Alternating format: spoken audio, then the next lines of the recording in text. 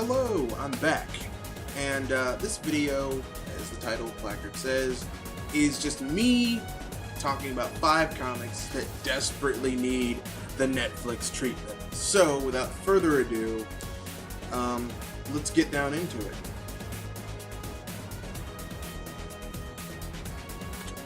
So, as the placard said, Swamp Thing. Swamp Thing, in my opinion, is one of the most underrated, underutilized DC properties.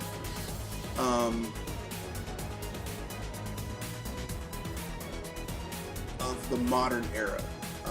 Swamp Thing came out in 1972 with a 10-issue run that was later expanded up to 24. With the same guy doing the stories, but the guy who was doing the drawings got switched out at number 10, and then it kind of went dormant and it was canceled, and then they brought it back in the 80s in the early 80s for the 82 for the late 70s film Swamp Thing, directed by Wes Craven, which is actually a pretty good film for its time. With that being said, I would really like to see them bring back Swamp Thing. I think it could really do well with the Netflix touch in honor of Daredevil and everything like that. You would only really need special effects for the main character. You could, for the rest of it, you could just have like a tasteful rendition of Unmen, which are the primary villains that Swamp Thing really fights. I think that could be a really awesome series. What I envision from it is maybe perhaps having Swamp Thing do a 13 episode run. The first episode would basically be the origins of Swamp Thing, and then you would basically, over that 13 episodes, have the character come to the realization that, you know, he cannot reclaim his life as a human being. Even though, depending on which run you look at, Swamp Thing is not Alec Holland. Alec Holland died. Swamp Thing has the consciousness of Alec Holland, but he's not Alec Holland. Whatever. They can hash it out, but I think it would be an awesome little 13 episode, 1 season run of Swamp Thing. It would be more like Supernatural Freak of the Week type thing. There's a decent amount of stories. It's horror, so it could be kind of like Tales from the Crypt, but 50, 55 an hour long episodes. And of course, we'd have special effects and creature feature, that type of thing. I think it could really work if it was handled well. And so the first comic, or I say the 5th from the bottom, because I'm going 5 to 1, would be Swamp Thing. Stay tuned for the next comic coming up next.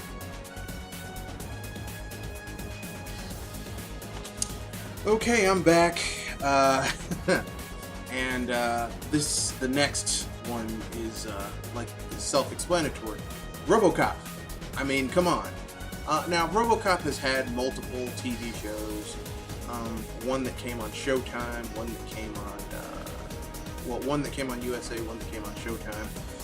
It was a 90s TV show. The one that came on Showtime was more of a darker take on Robocop, and the one that came on the USA was more of a G-rated.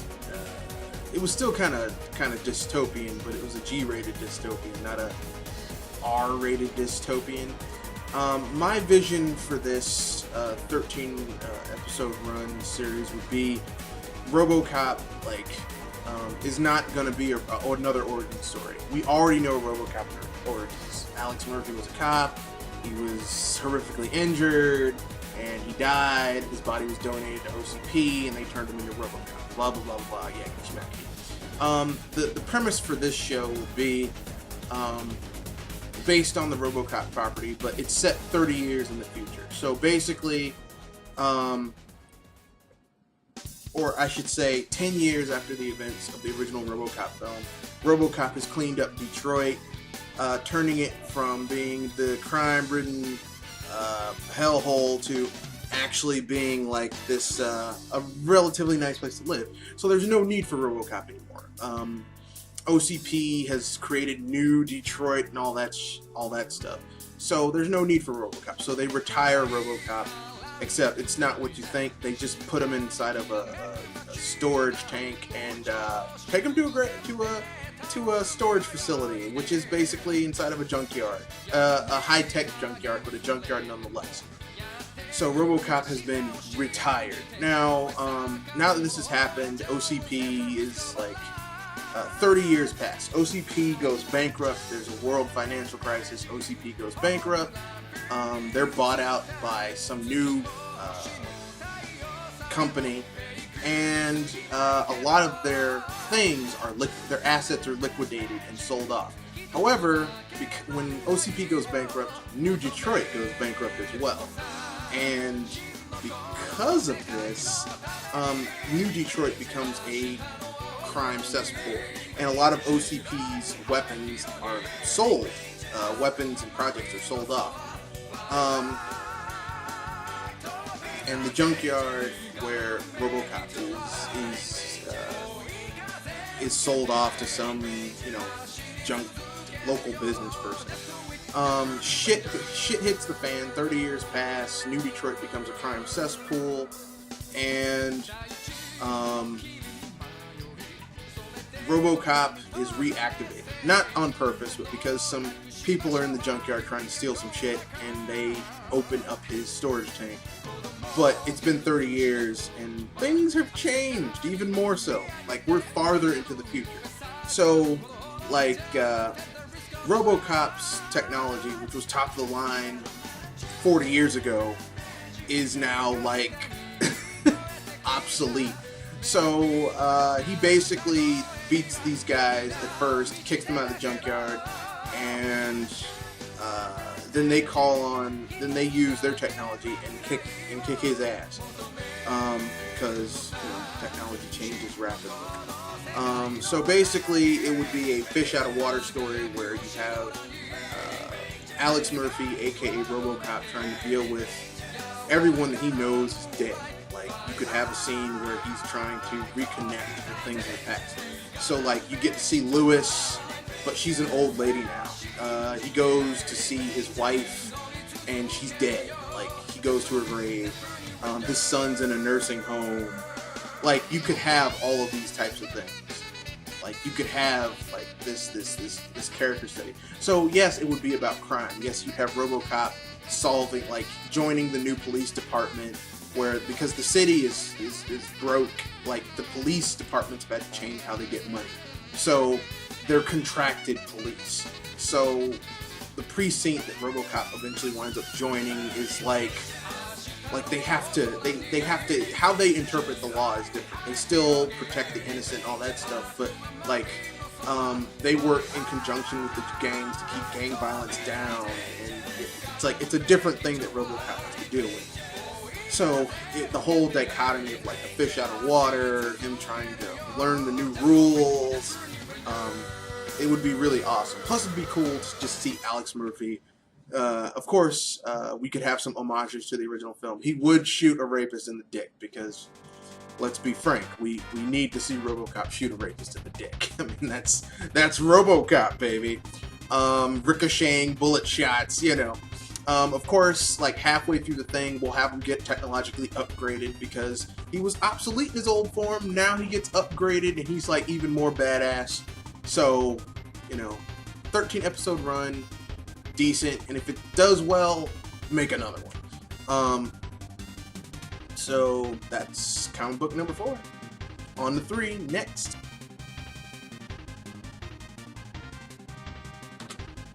As you can see with number 3, I went Conan the Barbarian. And I know what some people are going to say, but Conan the Barbarian is a series of pulp stories from Robert Jordan. Or not Robert Jordan, Lesprog de Camp. Robert Jordan. Robert Jordan from the 1930s. They also made them into comics, pulp comics of their time. Conan the Barbarian is kind of like in the same vein as Edgar Burroughs' Tarzan, or even Alan Quatermain, kind of like in that realm of being. But Conan the Barbarian, what most people don't know is that the author of Conan the Barbarian was also friends with the guy who did Cthulhu. So, and some of the first enemies that Conan the Barbarian fought were actually like Cthulhu type, out of this world, like creatures that are beyond human ken. So I think that would be a very awesome comic book series to have made. Short run, just have to get the Netflix treatment. Sword and sorcery, people going around just slicing up people. To keep the budget down, you could have it set in one city and have like different weird shit going on in the city.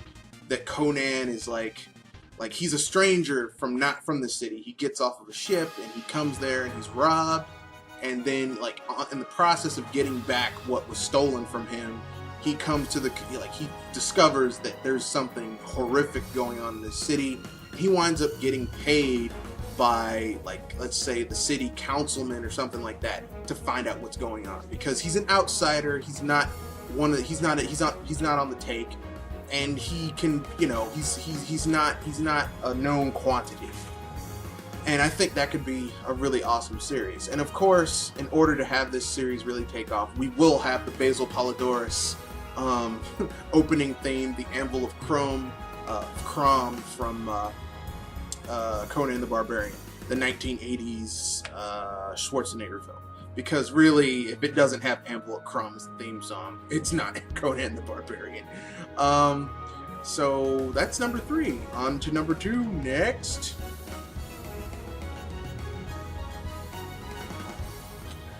So, number 2, as the title says, is one that's kind of out of left field. Believe it or not, I really want to see Fables, the Fables series from. I think it's a Vertigo or Vision comic, Vertigo or Image. I would like to see that given the Netflix treatment. It's a very intriguing. It tells an intriguing story that has some very interesting characters that are familiar if you like fairy tales from, like, if you've read the Hans Christian Andersen book of folk tales, or the Grimm's fairy tales. But these characters are familiar to us, but it's a different take on them. And I like when they take something familiar and do a different take on it in a good way, while still being referential to the original material.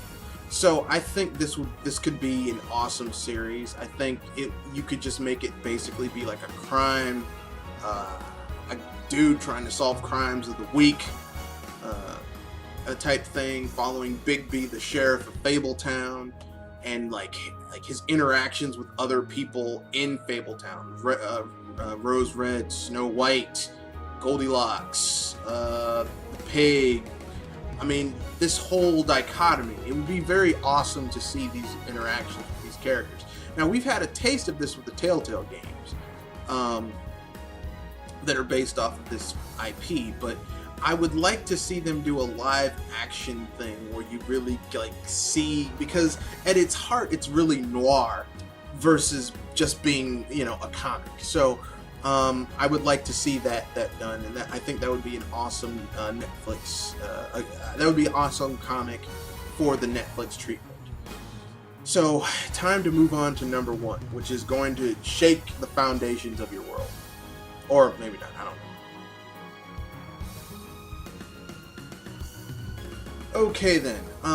Number 1, as the title says, is none other than Savage Dragon. That's right. I actually want to see this. Now, this had an animated TV series that came out on the USA Network, but I would like to see it be Netflixed.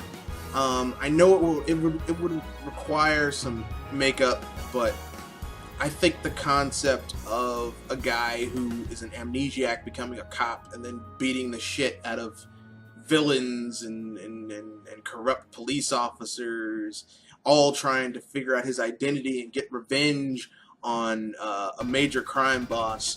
Well, basically, I mean, it's just like Daredevil, except the main character is a dude who has a mohawk slash fin on his head, and he's green, and he can fight. Like, he's superhumanly strong. Like not quite Hulk strong, but close. So, yeah, I think that could be a wonderful, wonderful, wonderful thing. Perhaps. Maybe. So, yeah, Savage Dragon. If you have any questions or comments, please leave them in the description field. Also, remember, support new ideas and new innovations in gaming with hashtag #IGotSplatted. The first game I'll be doing it with is Splatoon, coming out later this month. And if you have any questions, comments, concerns, leave them either in the description field. If you have any questions or you want to be part of my recordings for GTA 5, you can leave a question in my personal contact box on YouTube, found at this link. So yeah, keep that in mind, and good day.